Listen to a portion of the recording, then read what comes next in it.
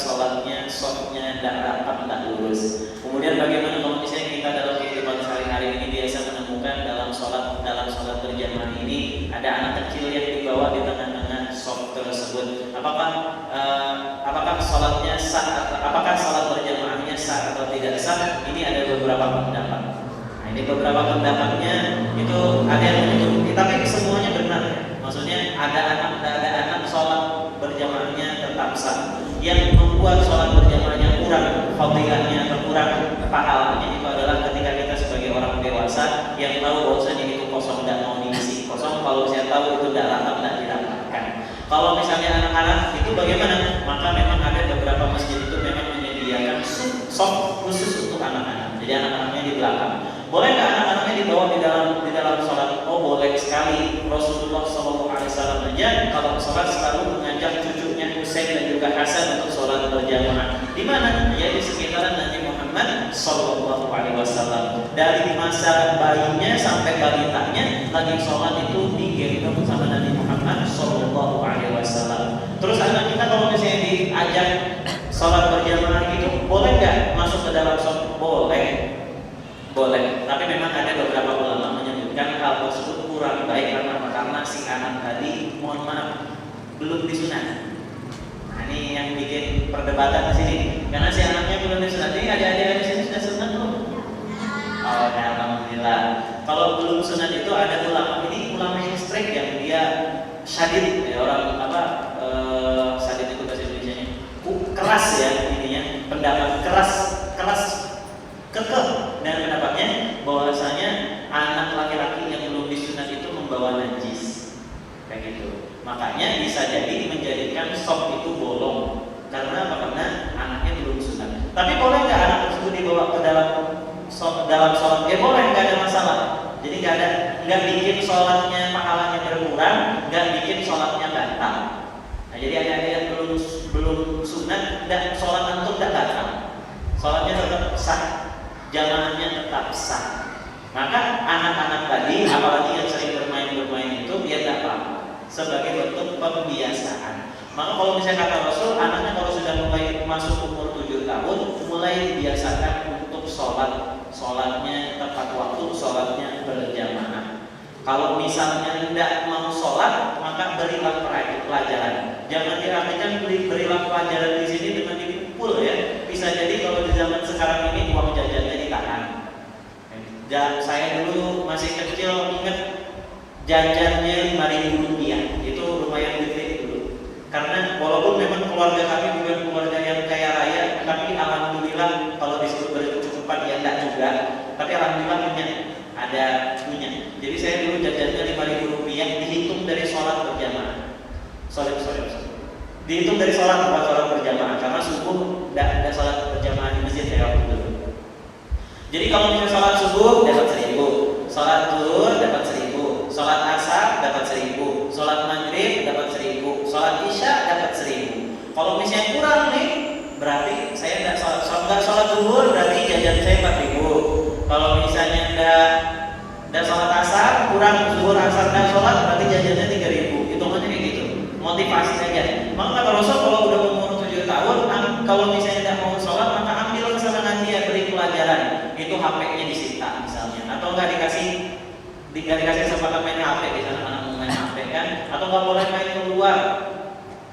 Maka anak itu kalau misalnya diajak ke masjid itu adalah sebuah kesyukuran kalau misalnya mau sebagai bentuk pembiasaan. Yang dari kecilnya terbiasa hidup di masjid, insya Allah ketika sudah balik juga akan merindukan masjid. Kalau misalnya kita malas kering-keringan bawa anak ke masjid, ya anak akan tumbuh di mana dia akan sering bermain. Kalau sering bermain di jalanan, maka nanti akan tumbuh jadi remaja di jalanan. Kalau misalnya lebih senang di rumah, dia nanti jadi anak rumahan.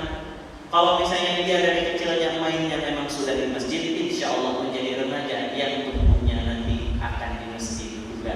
Maka ada 7 golongan kata Allah, sab'atun yadhilluhumullahu yawmal qiyamah. Ada 7 golongan manusia kata Allah Subhanahu wa taala, yadhilluhum, maka Allah akan memberikan naungan.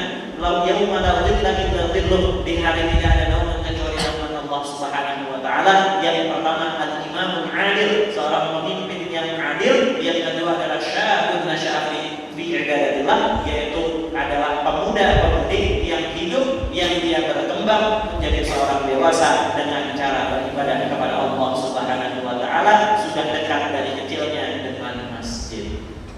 Maka adik-adik ini kalau bisa sering datang ke masjid, bukan buat main-main, bukan buat ganggu temannya yang lain, insya Allah nanti tercatat sebagai salah satu golongan manusia yang akan dinaungi oleh Allah Subhanahu wa taala ketika kita semuanya dibangkitkan dari alam kematian. Maka mengajak anak kita sholat berjamaah di tengah-tengah sholat tidak mengurangi pahala sholat berjamaah, tidak mengurangi keabsahan sholat berjamaah itu sendiri, walaupun memang ada beberapa ulama yang menekankan hal tersebut bisa mengurangi pahalanya, tapi tetap kembali ke awal. Yang namanya sholat berjamaah itu sudah mulia, mengajak anak kita sholat berjamaah juga baik. Maka kalau bisa digabungkan, alangkah lebih baik lagi. Permasalahan yang sering terjadi ini, anaknya kalau misalnya lagi sholat main-main, tiba-tiba mundur ke belakang hingga softnya jadi bolong misalnya. Bagaimana solusinya? Ini nggak ada solusinya sebenarnya. Maka ini anaknya harus dikasih pengertian. Artinya anak itu dikenalkan dulu ke masjid. Ini kan, nah kita datang ke masjid ya, kita ke masjid. Waktu lagi sholat, misalnya anaknya main-main, kemudian setelah sholat kita ingatkan, dek nanti kalau misalnya kita lagi sholat, yang lain pada sholat, jangan main-main ke belakang ya. Ini orang lagi sholat mau menghadap Allah Subhanahu wa taala. Yang di depan itu imam. Imam yang mana Pak misalnya? Apakah tetangga kita Pak Imam? Oh bukan, ya. Itu imam yang memimpin orang-orang yang pengen dekat kepada Allah Subhanahu wa taala, memimpin orang-orang yang baik. Ada pengen jadi orang baik enggak? Pengen jadi orang baik, pengen nanti dewasanya masuk surga enggak? Mau masuk surga, maka sholatnya di sini enggak usah kemana-mana ya, enggak usah main-main. Udah di sini aja, semoga nanti bisa menjadi manusia-manusia surga. Kan gitu kan lebih baik daripada nanti di rumah dipukul misalnya, atau nanti tiba-tiba kita punya kekhawatiran, jangan-jangan nanti sholatnya berkurang pahalanya gara-gara anak saya. Nah, insya Allah. Maka tidak apa-apa, maka anak-anak itu harus sering-sering dibawa ke masjid supaya kenal sama masjid. Setelah di masjid jangan ditinggal begitu saja. Nah, ini biasa sering terjadi, yang penting masjid lah anaknya. Ya tidak gitu juga, tapi tetap harus diarahkan. Wallahu a'lam bishawab. Kalau misalnya kurang, saya mohon maaf karena memang masih banyak harus belajar. Terima kasih jazakallahu khairan. Tadi ada pertanyaan dari Bunda ya. Pertanyaan yang pertama itu perihal kalau misalnya kita masbuk dalam sholat berjamaah, apakah kita melengkapi sholat rakaat sholat kita yang tertinggal itu setelah salam imam yang pertama atau salam yang kedua? Benar Bunda ya?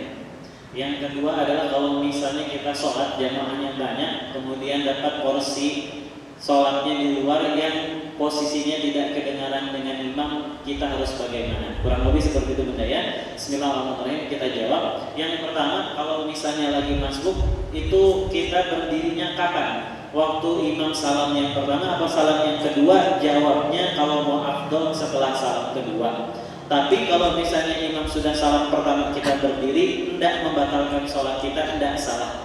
Karena dari rukun sholat itu, yang menjadi rukun sholat itu salam yang pertama, salam yang kedua itu sunnah. Jadi di dalam sholat itu ada yang sholat batal, ada yang sholat sah diterima. Sholat sah diterima itu kapan? Ketika syarat dan juga rukunnya terpenuhi. Syaratnya dilaksanakan, kemudian rukunnya dikerjakan. Rukun sholat ada 13, diawali dengan niat, akhir adalah salam. Dan menurut ulama Syafi'i, rukun sholat itu salam yang pertama, Assalamualaikum warahmatullahi. Kemudian yang salam kedua itu hitungannya sunnah. Nah di dalam sholat ada dua sunnahnya. Sunnahnya yang pertama sunnat ab'ad, yang kedua namanya sunnat hayat. Bedanya apa? Kalau sunnat ab'ad itu artinya adalah sunnat yang kalau misalnya kita lupa atau tidak mengerjakannya, maka harus diganti dengan sujud sahwi. Jadi dia bukan rukun, tidak menjadikan sholat kita batal, tapi kalau misalnya lupa untuk dikerjakan, maka harus diganti dengan sujud sahwi. Satu lagi namanya sunnat hayat. Sunnat hayat ini sunnat yang kalau misalnya tidak kita kerjakan, tidak membatalkan sholat kita, dan juga tidak perlu diganti dengan sujud sahwi. Contohnya apa? Mengangkat tangan ketika takbir. Allahu Akbar. Kan ada yang diangkat tangannya. Kalau beberapa masuk kan ada berapa? Ada yang angkatnya sejajar dengan telinga. Allahu Akbar. Ada yang di antara telinga dan juga pundak. Allahu Akbar. Ada yang diangkat sejajar dengan pundak. Allahu Akbar. Ada yang tidak diangkat sama sekali. Ngangkat tangannya kapan? Ngangkat tangannya pertama kali ketika takbiratul ihram, Allahu Akbar. Ketika mau ruku', Allahu Akbar. Ketika mau i'tidal, Allahu Akbar. Yang keempat posisi kita mengangkat tangan itu kalau menurut ulama adalah setelah tahiyat awal. Jadi setelah tahiyat awal mengangkat tangan. Kalau misalnya nggak diangkat tangannya, apakah batal sholatnya? Tidak batal. Apakah harus diganti dengan sujud sahwi? Tidak juga. Kalau misalnya kita ngangkat waktu mau sujud boleh, nggak ada masalah. Yang salah itu yang tidak mau sholat aja. Jadi kalau misalnya ngangkat tangan itu maksudnya sunnahnya sunnah hayat. Kalau sunnah abad itu contohnya apa? Contohnya kalau dalam mazhab Syafi'i itu adalah kunut. Jadi kunut itu tidak wajib menurut mazhab Syafi'i, bukan rukun, tapi dia bentuknya adalah sunnahnya abad. Yang kalau enggak, yang ketika itu imamnya lupa untuk baca kunut, maka di akhir sebelum salam maka harus menggantinya dengan sujud sahwi. Itu ada dua sunat dalam sholat ya, ada sunat abad, ada sunat hayat. Nah yang salam kedua yang menghadap ke kiri itu hitungannya sunatnya sunat apa? Sunat abad. Ada yang bilang juga sunat hayat, tapi kebanyakan bilang sunat abad. Jadi makanya kita kalau berdiri itu kapan? Kalau mau afdal tunggu imamnya selesai dulu, assalamualaikum baru berdiri. Tapi kalau misalnya imam baru kanan, assalamualaikum terus kita berdiri, ya tidak apa-apa juga karena memang sudah selesai rukun dari sholatnya dikerjakan. Jadi tidak apa-apa. Jadi pertanyaannya kenapa bisa masbuk? Maka kalau bisa jangan sampai masbuk. Seperti itu ya. Semoga bisa menjawab pertanyaan Bunda yang pertama. Untuk pertanyaan yang kedua, bagaimana kalau misalnya kita sholat terus imamnya nggak kedengaran, di luar nggak kedengaran? Apakah kita sholatnya, ini kita lihat dulu. Jadi sholat berjamaah itu, ini hitungannya masjid. Yang mana masuk masjid itu yang mana? Apakah kalau misalnya kita sholat di pelataran masjid termasuk dalam sholat di masjid juga? Maka hitungannya iya. Hitungannya masuk dalam jamaah sholat itu yang penting ruangannya terhubung. Kalau misalnya dulu saya lulusan pesantren Gontor di Jawa Timur. Kalau sholat Jumat itu jamaahnya beludak. Masjidnya 2 lantai, kadang-kadang ada yang sholatnya di tangga. Bahkan kalau misalnya tangga udah keisi, kadang-kadang harus di bangunan selanjutnya. Kalau menurut asatidz kami dulu diperbolehkan, boleh, karena satu masjidnya tidak cukup, kemudian itu terhubung. Terhubungnya gimana? Jadi pintunya nggak tertutup. Selama pintunya tidak tertutup, maka sholat yang di luar itu masih terhitung sholat jamaah. Makanya ada beberapa masjid itu yang dia jamaah perempuannya itu di ruangan yang berbeda. Boleh, yang penting syaratnya terhubung, entah jendelanya yang terbuka atau pintu penghubung antara dua ruangan tersebut terbuka. Nah kalau misalnya lagi jamaah pengajian akbar, ada jamaahnya berjumlah banyak, kemudian dapat di luar, apakah sah sholat berjamaahnya? Sah. Tapi permasalahannya imamnya nggak kedengaran, tetap sah. Terus makmumnya gimana? Kerjakan sholat sebisanya. Kalau kata ulama dulu merumuskan, asasnya adalah ma la yutraku kulluhu la yutraku kulluhu. Yang tidak bisa dikerjakan sempurna bukan berarti harus ditinggalkan, tapi kerjakan semampunya. Kalau tadi gambarannya adalah sholat jamaah di luar, sholat jamaah itu hitungannya jauh lebih utama dibanding sholat sendiri. Walaupun sholat sendiri di masjid hitungannya jauh lebih utama daripada sholat di rumah sendirian atau sholat di rumah berjamaah. Maka sholat berjamaah itu fadilahnya jauh lebih besar. Maka jangan sampai sholat berjamaah kita tadi dirubah menjadi sholat sendirian gara-gara imamnya tidak kedengaran. Masalahnya ini memang zaman 2023 semuanya kita pengen instan, pengen yang paling perfect. Zaman Nabi dulu nggak ada mikrofon. Nah terus gimana? Apakah dan jamaahnya Nabi Muhammad SAW itu nggak 1 shop 2 shop? Masalahnya jamaahnya Nabi Muhammad itu masjid full. Yang paling belakang apa kedengaran? Kedengaran. Kadang kedengaran, kadang tidak kedengaran. Nah, jadi seperti itu. Kadang kedengaran, kadang tidak kedengaran. Nambah-nambah zaman, maka ulama-ulama, orang-orang keren zaman dulu menciptakan gimana ceritanya imam yang di depan walaupun jaraknya jauh masih kedengaran sampai belakang, maka dibuatlah yang namanya kubah. Jadi kubah ini kan bentuknya bulat. Karena bentuknya bulat, biasanya kalau yang mihrab bentuknya setengah lingkaran. Karena suara imam nanti terpantul dari sini masuk ke kubahnya, tadi lempar ke belakang suaranya. Nah, ini pintarnya orang zaman dulu. Makanya biasanya masjid itu bentuknya kubah-kubah supaya apa? Supaya imamnya walaupun nggak pakai mikrofon bisa kedengaran sampai belakang. Zaman sekarang udah lebih keren lagi, ada mikrofon. Makanya bisa kedengaran. Jangankan yang di dalam masjid, luar masjid radius 2 kilo aja kadang masih kedengaran. Jadi alhamdulillah. Tapi kalau misalnya lagi jamaah nih banyak lagi gak kondusif, kalau misalnya di dalam maka harus sholat di luar, kemudian imamnya gak kedengaran, tidak apa-apa. Insya Allah pahalanya masih tetap sama. Kalau misalnya kita terlambat beberapa rakaat, tidak apa-apa. Pokoknya malayu drokukuluhu,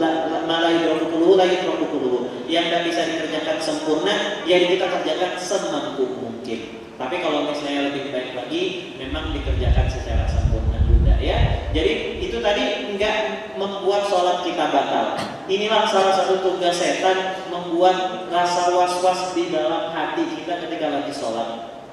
Lagi sholat itu ada aja cobaannya, ngerasa bahwasanya ngerasa bahwasanya wudhu kita tadi ada yang kurang, ngerasa kayaknya kita batal berwudhu, merasa bahwasanya sholatnya ada yang kurang, merasa kok imamnya gak kedengaran suaranya, ada rasa ini imamnya bacaannya kok gak bagus. Nah ini biasanya adalah godaan setan ketika kita lagi sholat. Kalau kata ulama, selama kita merasa benar dan juga yakin apa yang kita kerjakan, insya Allah itu aturannya masih berlaku, pahalanya juga masih dapat. Jadi tidak apa-apa bunda ya. Yang lalu yang sudah terjadi tidak mengurangi sedikit pun pahala pelaksanaan sholatnya. Jadi, saya pernah melakukan hal itu tuh, insya Allah walaupun sudah terjadi, kemudian kita silap berbuatnya tersebut, insya Allah tidak mengurangi niat yang kita inginkan. Kalau kata Allah, innamat taubatu lilladzina ya'maluna su'an bijahalah. Jadi yang namanya taubat itu diberikan oleh Allah Subhanahu wa taala kepada hamba-hambanya alladzina ya'maluna su'an, yang pernah berbuat salah bijahalah karena ketidaktahuan. Karena tidak tahunya manusia itu tidak dapat menghukum seorang manusia untuk mendapatkan dosa atau mengurangi pahala yang dia kerjakan. Jadi pahalanya tetap sama, kebaikannya tetap sama, sama-sama diganjar sesuai dengan niat awalnya. Insya Allah. Mungkin itu yang bisa kami sampaikan ya. Ada lagi pertanyaan? Mungkin satu pertanyaan lagi. Oke. Lagi gimana caranya sholat? Ini langsung praktek aja ya biar enak ya. Jadi gimana sih caranya sujud sahwi yang benar, yang baik dan juga benar? Sujud sahwi itu dilaksanakan ya 2 kali. Sujud pertama, sujud kedua. Bacanya apa? Subhanalladzi la yanamu wa la yasbu.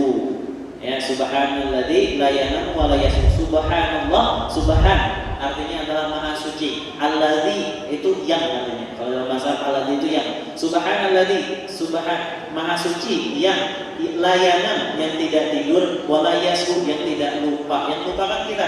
Maka kita di situ menyatakan subhanalladzi la yanamu wa la yasbu, maha suci Allah yang tidak tidur dan juga tidak lupa. Ya, tidak lalai.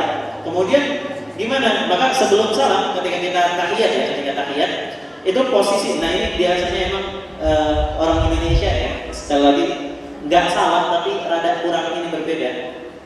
Jadi posisi ketika kita ruku, kan kita ruku ya, itu kan posisi kaki kan lurus ya, jadi dicoba untuk diluruskan, semua jemarinya menghadap kepada kiblat. Ini posisinya seperti ini, ketika duduk di antara 2 sujud maupun ketika duduk tahiyat akhir, posisi kaki kanan ini tidak berubah.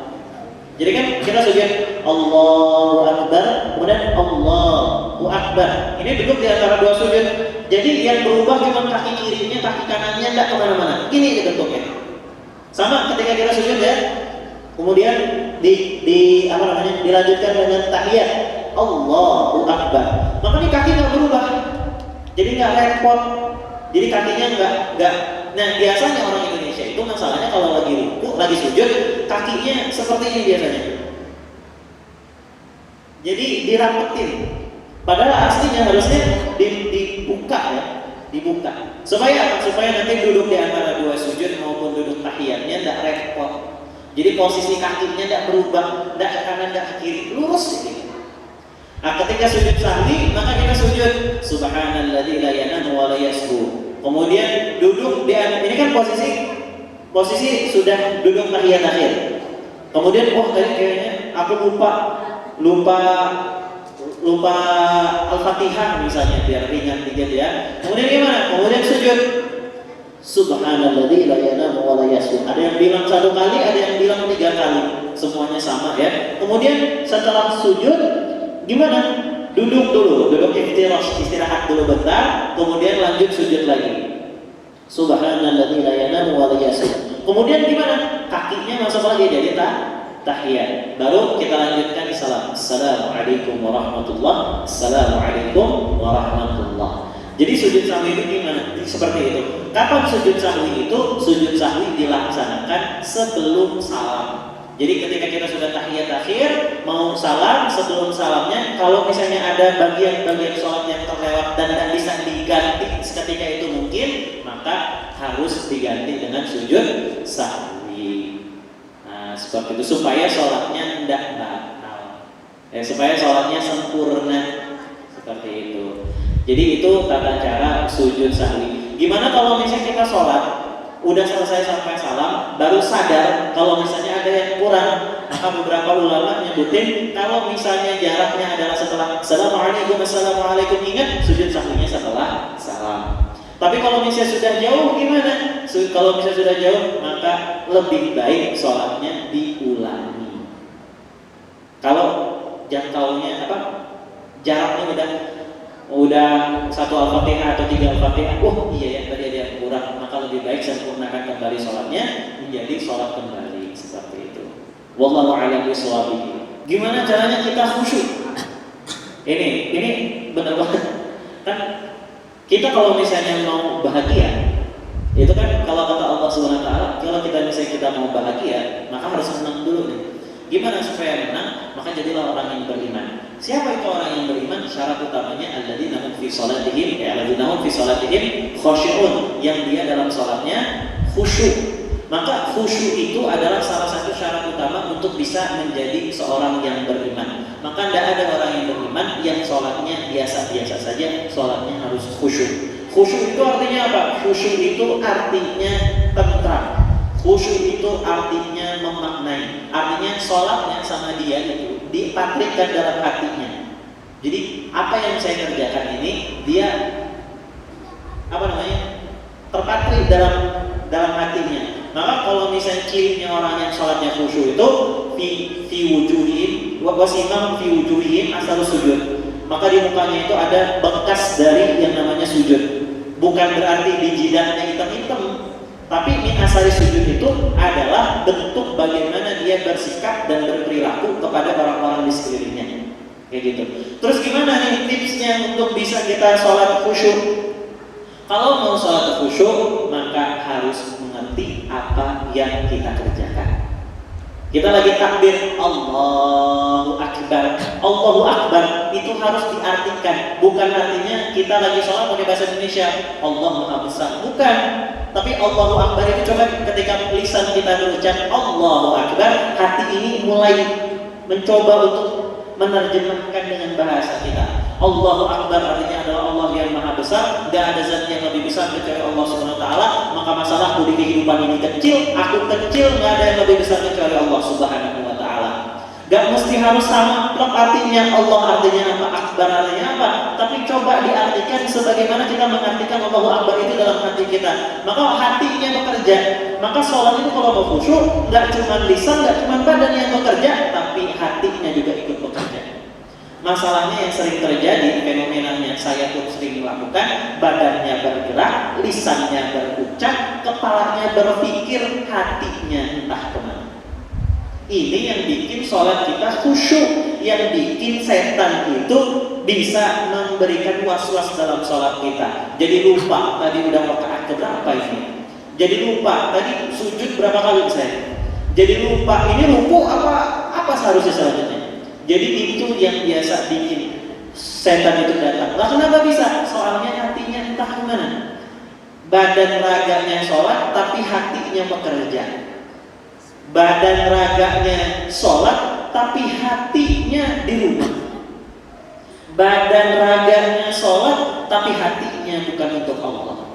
Kan sering terjadi seperti itu, nggak bisa dipungkiri. Maka untuk bisa khusyuk dalam sholat adalah hadirkan hati itu menghadap kepada Allah Subhanahu wa Ta'ala. Cara yang paling mudah supaya bisa menghadirkan hati dalam sholat adalah dengan menerjemahkan apa yang kita maksudkan dalam bacaan sholat di dalam hati kita. Jadi menerjemahkan itu artinya kita memaknai. Ketika kita baca Al-Fatihah, Alhamdulillahirabbil alamin, itu di hati kita juga ikutan. Apa artinya Alhamdulillahirabbil alamin? Oh, segala puji hanya milik Allah Subhanahu wa Ta'ala. Berarti aku nggak cocok diberikan pujian. Berarti bos itu nggak mesti harus dipuji melulu, karena pujian itu hanya milik Allah Subhanahu wa Ta'ala. Ar-Rahman Rahim, Allah itu Maha Pengasih lagi Maha Penyayang. Apa bedanya Rahim sama Rahman? Rahman itu artinya Allah memberikan rahmatnya kepada siapapun itu. Enggak mesti harus orang muslim saja. Orang tidak muslim aja masih dikasih makan oleh Allah SWT, masih bisa dikasih rezeki oleh Allah SWT, apalagi aku yang beriman kepada Allah SWT. Kan kayak gitu. Maliki yaumiddin, Allah lah yang menguasai hari pembalasan. Nanti aku ini bakal dibalas setiap yang aku kerjakan. Tanganku bakal ditanya, kakiku bakal ditanya, hatiku bakal ditanya, mulut bungkam.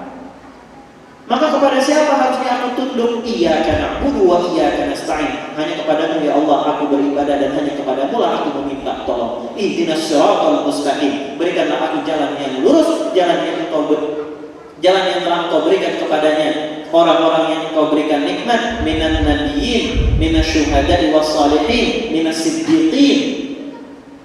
Ghairil maghdubi 'alaihim waladdallin, bukan jalan yang Kau berikan kepada orang yang Kau marah kepada mereka ataupun orang yang tersesat di jalan. Kan begitu. Pasti kalau misalnya kita mencoba untuk memaknai apa yang kita baca di dalam salat, insyaallah salat kita khusyuk.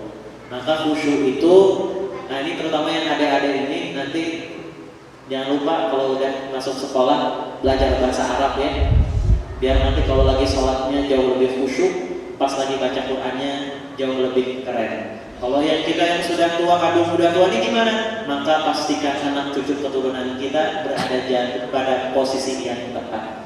Idza matal insanu, kata Rasul, kalau wafat seorang manusia, inqata'a anhu amaluhu, maka habis sudah amal perbuatannya, terputus, tidak bisa lagi nambah amal solehnya lagi. Bahkan ada manusia yang sudah meninggal minta sama Allah SWT, ya Allah akhir ajali, akhirkan ajalku, fa'asaddaqu aku minas sholihin, sehingga aku bisa mampu bersedekah jauh lebih banyak dan menjadi orang-orang yang soleh. Ada 3 hal yang bisa membantu. Yang pertama sedekah jariyah, yang kedua adalah ilmu yang dimanfaatkan, yang ketiga adalah anak-anak soleh yang mendoakan. Maka yang sudah kadung tua, udah tidak bisa lagi belajar bahasa Arab, udah tidak mampu lagi belajar sebagaimana anak-anak kita belajar, maka pastikan anak-anak kita berada pada koridor yang tepat. Seperti itu. Insya Allah itu yang bisa saya jawab. Dan yang namanya sholat itu tidak mesti harus bisa bahasa Arab. Untuk menerjemahkannya, kita artikan saja sebagaimana kita mengartikannya semampu kita. Rabbi syrahli Rabbi ghfirli warhamni wajibuni warfa'ni warzuqni wahdini wa'afini wa'fu'ani. Gak mesti harus diartikan sama semuanya, tapi ada hadirkan doa itu di dalam hati kita. Insya Allah sholat kita jauh lebih khusyuk. Amin amin ya rabbal alamin. Mungkin itu Bapak ya, semoga bisa